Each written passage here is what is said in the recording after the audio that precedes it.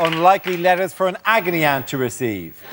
Dear Deirdre, can that giant man lift me up like a baby? You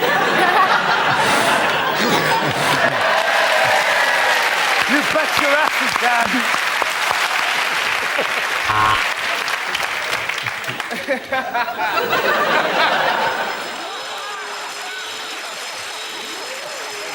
Unlikely lines from a thriller. I want to make you a vodka martini. You can't handle vermouth.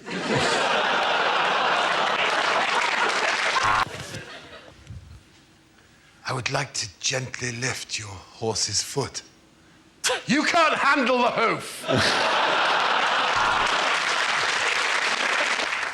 And as his eyes gradually became accustomed to the shadowy darkness, he realized he was not alone in that room. Who is it? It's me, Peter! Unlikely things to hear on a property show.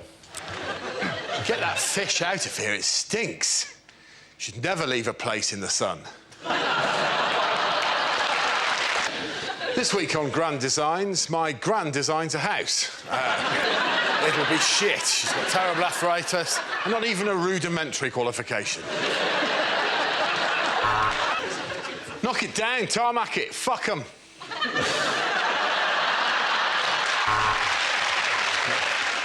Unlikely things to hear in a maternity ward. I'd stay up that end and talk to your wife if I were you, Mr. Smith. It looks like Alien versus Predator down here. Oh, this isn't your first baby, is it?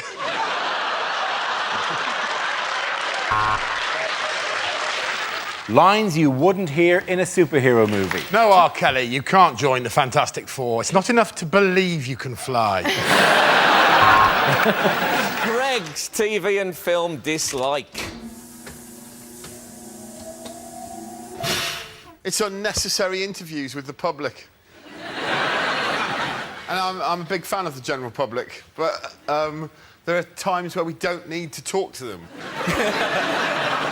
I was watching some of the Jubilee footage, and a reporter went over to a couple who were dressed from head to foot in Union Jacks, a Union Jack hat and jacket and shoes. I don't even know where you get those from. And his opening question was, "Are you here to see the Jubilee?"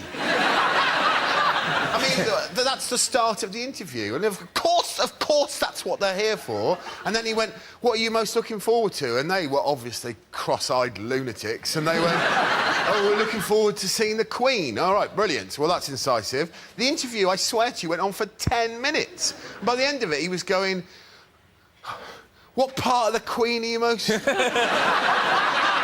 Are you looking forward to seeing her hands, or..." And they were really trying as well. We're looking forward to seeing what sort of hat she's got on. Really? What colour hat might the Queen have? She might have red. She might have... Maybe she'll have a yellow hat. Shut up! If there's dead telly time, we should just, like... If a sports person does really well, they always take a camera to the pub in that person's hometown, right? And they're expecting to get incisive commentary about how well this athlete's done just because these people live in their town. So, "Oh, well done, Jessica Ennis has done an amazing thing." We're here talking to Barry, who is a butcher in the same town that Jessica Ennis happened to grow up in. He's never met her. "Barry, what do you think about Jessica's..." "Oh, it's amazing." It's amazing what Jessica's done. Well, have you ever met Jessica? No! You seem to have been celebrating for a long time. I've drunk 30 pints. I can't see. This eye is shut down. Unfortunately, you're selling it really well. Unlikely things to hear in a police station. Right, listen up. We've got a new man starting. He's half man, half horse. It's Inspector Morse.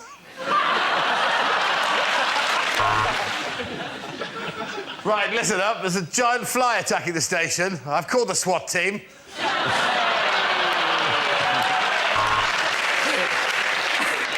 Unlikely things to hear in a science documentary. And as the sperm swim towards the eggs, It's hard not to think that I've ruined this fried breakfast. Unlikely things to hear at an awards ceremony. And predictably, for the 50th year running, the rear of the year has been won by the same man. Come on up, Chris. It's a Chris Rea joke. And the best posthumously released rap record goes to Kim Yong for I Told You I Was Ill. And the winner of Rear of the Year goes to Chris Rea. The next topic is teaching. Who wants to come in on that? Greg. I was a teacher for many, many years, ladies and gentlemen, and I knew the day I had to leave teaching, it was simple because a very clear sign was given to me that I should leave the profession by a child, because a child walked into my lesson 20 minutes late. I was a very strict teacher. I was livid, yeah? I was almost as mad as if that child had been running in the school corridor, right? I thought, I am having this little bastard. I am having this. So I gave him my most ruthless teacher stare when he walked in, something like... Maybe not that sexually aggressive. It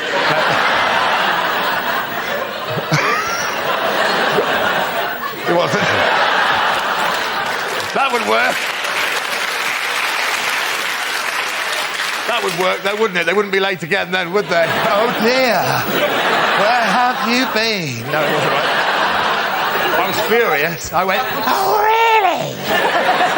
Oh, really? And I could see that child didn't give a shit, right? And I thought, oh, no, this is the end of my teaching career. And I went, where have you been? And he went, yeah, sorry, sir. I went, really? Are you? Well, where the hell have you been for 20 minutes? And I promise you, that child looked me in the face and went, yeah, sorry, sir. I've been living La Vida Loca. What can you say to that? I said, fair enough, sit down. Anyone who quotes Ricky Martin at me, ladies and gentlemen, is a friend for life.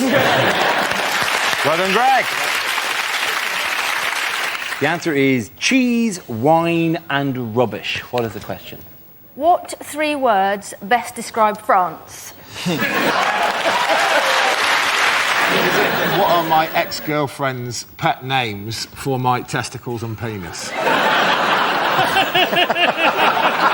With gas bills rising, what advice has one executive at Centrica, the owners of British Gas? Oh, I love this guy. Yeah. Put on 2 jumpers. Could he be more evil? I think the thing for me is that I don't think there's any way of gauging how hot pensioners should be, because there is no limit to how hot pensioners seem to want to be. Speaking to my granny, I'm pretty sure I could pour a boiling pan of jam in her face. I have walked into there and almost turned into a pillar of salt sometimes. And to be honest with you, if the heat doesn't get you in that woman's flat, then the speakers on the telly will make you mentally ill. Things you don't want to hear from your flatmate. I'd give it 10 minutes in the toilet if I were you. That one could talk. Things you wouldn't hear at a school assembly. I'm sorry to keep you waiting, boys and girls. I've just had a shit the size of a baby seal. A wise man once said, boys and girls, that if you try your hardest, you can fulfill your dreams. Generally, that's true. Not for you, though, Tom. You can't read. So... Unlikely things to hear on a TV talent show. You're right. I can't sing. Thanks. Oh. Where's my double act partner? Oh, he's in here. Feeling nothing more than feeling. Trying to fall. Yes, I have been on the show before. I was once trapped in somebody else's underpants, going, feeling. Oh, what kind of people wind up Greg? Well, it's not people, really. It's just a man. OK. I go really regularly. I go to the same town in Spain on holiday, and there's just this old bloke who really hates me there. Yeah.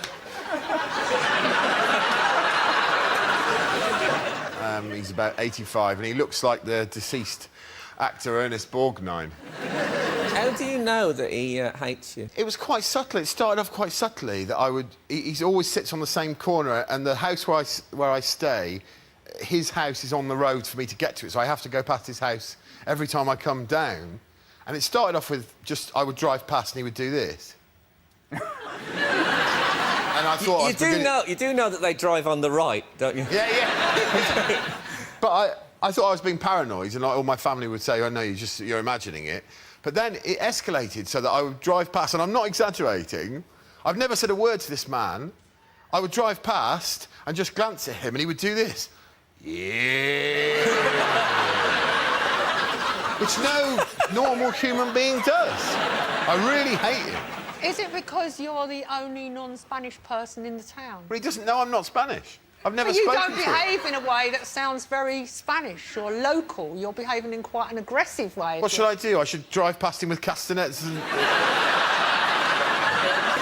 eating some meat and cheese. Hey! And you're sure you're not just misreading his body language? Yeah, you can't misread this bit. You can't misread this bit. Usually you find that the Spanish are a very sort of warm, friendly... I mean, I'm basing this totally on the man from Del Monte, but Hey, listen, they're a very positive... I've done controlled tests, Frank. I sent a friend down without me, right? Maybe I've gone too far, but I hid at the top of the street, and my friend drove past him, and my friend, who is very clearly English, went, beep, beep, and he went, hey! I swear to God, it's awful. He's generally just absolutely, totally happy with life. I've observed him from a distance. He's like, with his family, all the kids, hey! Oh, look at Grandad, he's such a great laugh. I drive past. Well, we did try to get him tonight, but it turns out he's on Spanish television tonight doing... putting Greg Davies into Room 101.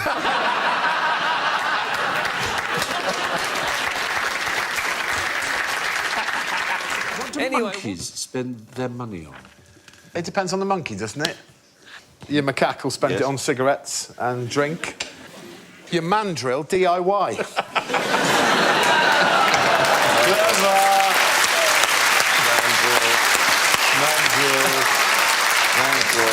Obviously.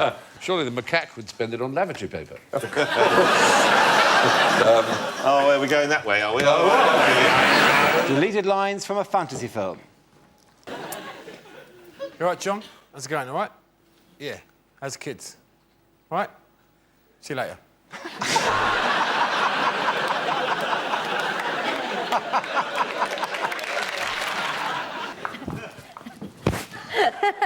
This will never work, Frodo.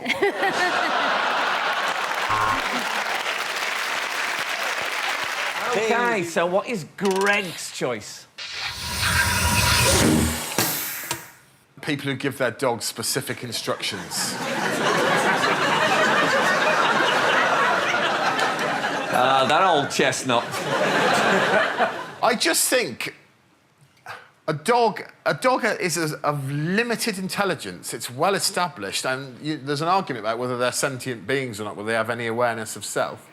I can't be bothered to get into that argument, but they're dogs, OK? There are people in my local park who are having full conversations with their dogs. They're going, oh, Coco, don't mess around in that bush. And I think Coco doesn't know he's in a bush. Coco has no concept of what a bush is. Coco is just trying to smell other dogs' wee and try and find something to eat or have sex with. There's a woman in my park who walks about 5 dogs and she's going, oh, Lulu, don't play with Coco's stick, that's his stick. Coco has some concept of ownership. And it wasn't his stick anyway. I saw him, he picked it up in the park. And the same can be applied, while I'm on the subject, to toddlers. I don't... I've heard had mothers in West London talking to 2-year-olds going, no, don't play with that bowl because you're going to spill food on the floor and someone's going to have to come and clean that up. And the toddler's going, yeah. Because all they've got a concept of is there's something they can ram in their mouth. They have no concept of the I'm genuinely furious. The topic is the human body. I have to tell you that being a tall man in this country is tedious, ladies and gentlemen. Tedious, because in small towns throughout the country, there are a series of jokes prepared by the locals on our behalf. I'll be walking innocently into a local pub or down the street, and I'll get several jokes. One of the jokes might be this. Just to give you an example of the level we're talking about. Another joke might be, what's the weather like up there? It's freezing. There's a massive climate change in this amount of space here. You toothless buffoon. And probably the most offensive example of this is genuine. I was at a cash point and there was a little old woman in front of me at the cash point tapping away with her claws. And I'm sorry, I'm just quite angry about this. And when she'd finished, bless her heart, she turned around and she hadn't seen me. She turned around and she went like this. Oh! Not that sexually. She said, oh! And then with no hint of irony at all, she asked me this question. Would you like a job at my house, changing light bulbs?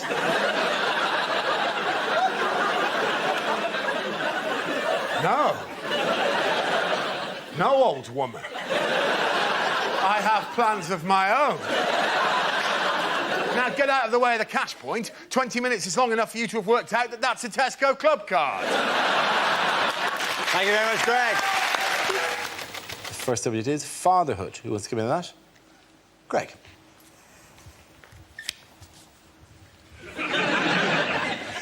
Yeah, my father has taken fatherhood in a very strange direction in the last few years.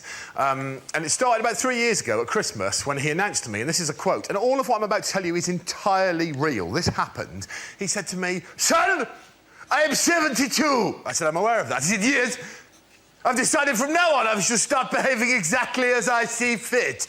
And I said, well, I would welcome that. He said, I'm glad you agree, because when you come home for Christmas, you'll discover this year that I am wearing a Christmas outfit. I went, all right then. I got home and true to his word, he was wearing a Christmas outfit. I swear to you, it was one giant pair of white underpants that stretched from his knees to just below his nipples and a novelty Santa hat with a flashing bulb on the end. And he came downstairs, and this is a quote, do you like? I said, I find it a bit challenging. He said, I don't give a shit what you think. And he went off to eat some cheese. This is where it gets weird. I went out that night with some of the people in my hometown. Midnight, anticipating me coming home, my mother tells me he did this. He went upstairs in his panter outfit. He went to my mother's sheet drawer, for she has one. He took out a double white sheet, he placed that over his head, he went out into their garden and he hid in a bush. With a view to giving me, his then 40-year-old son, a bit of a scare. Presumably, my mother is so sick of his shit, she decided not to tell him something that she full well knew, that on that occasion, I'd stayed over at a friend's house. Anyway, what is Greg's wild card?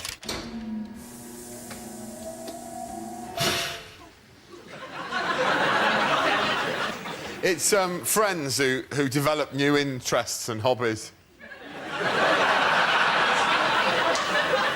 Just really winds me up when you get to a certain age that suddenly someone you've known since you were a kid is suddenly into something. Just find it... I just think there should be a cut-off point.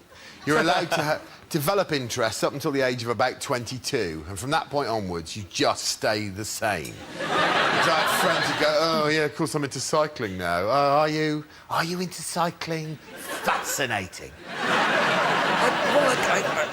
I would be a terrible friend for you in that respect, because I have had lessons and done hobbies like I've done tango, ice skating, drawing, horse riding, meditation, I've done taxidermy. I've done yoga, Pilates. I've done French, German. I think the moral of this is you can stop drinking, but you never replace it. But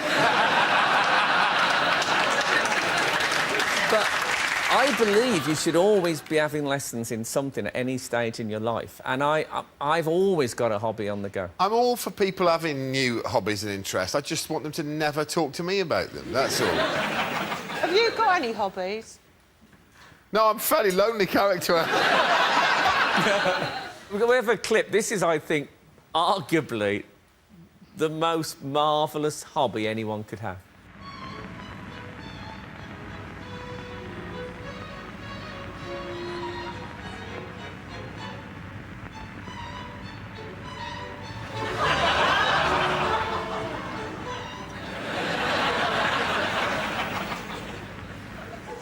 Look, come on. No, you'd want to hear about a hobby like that. Let me make it perfectly clear to you. If a friend said to me, Greg, I've got a new hobby, it's dressing live squirrels in human clothes, I'd go, tell me more about it. Exactly. And tell me about the medical treatment that you personally... It's just finding the right hobby. It's as simple as that. A lot about the pressure that kids are under, and I suppose they are, but speaking as an ex-teacher, that when it comes to exam time, there's far worse pressure on the teachers, because you have to spend sometimes 4 or 5 hours in those halls just walking up and down, and it's a recipe for insanity. I had no choice when I was teaching but to invent a game called Campile. It was just to see who could walk up and down the aisle the campest.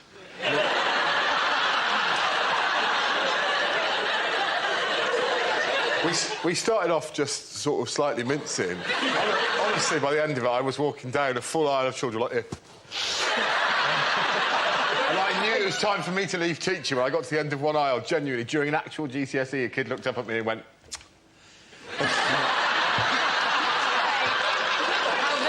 So were you essentially voguing your way?